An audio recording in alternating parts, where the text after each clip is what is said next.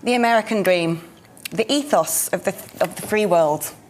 A world in which prosperity, liberty and individualism have underscored a culture exported throughout the globe. From Hollywood to McDonald's, Facebook to Friends, Americanism is inherently intertwined with the lives of almost every human on the planet. A continent of great geographical diversity, able to accommodate every imaginable permutation of civilization, the much vaunted multiplicity of a nation held up as modernity's big social experiment, a melting pot of multiculturalism.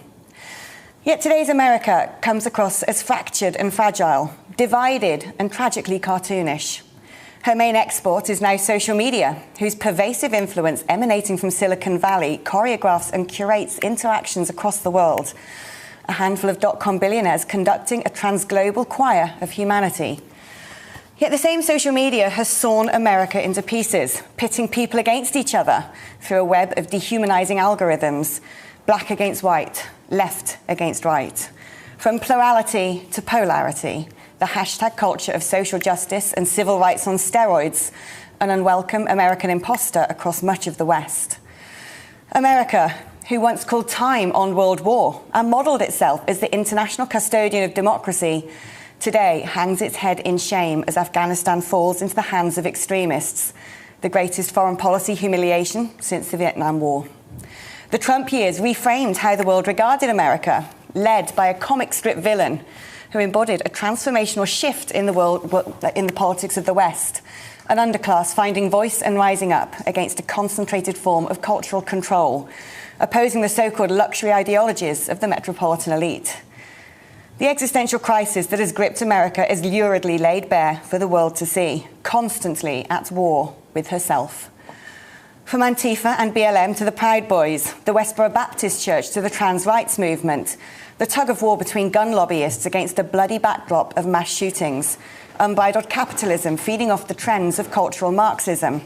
Conflict and debate rages throughout the constellation of diverse states embodied by the stars and stripes. But America has never done anything with subtlety nor nuance. Her supersize everything motto resonates in the amplification of the struggle for ideological control. One of the only democratized nations to still use the death penalty, the extremes of America are anathema to most other Western nations. There are things about America that are hard to understand, a direct product perhaps of fierce individualism in a country of often incompatible diversity.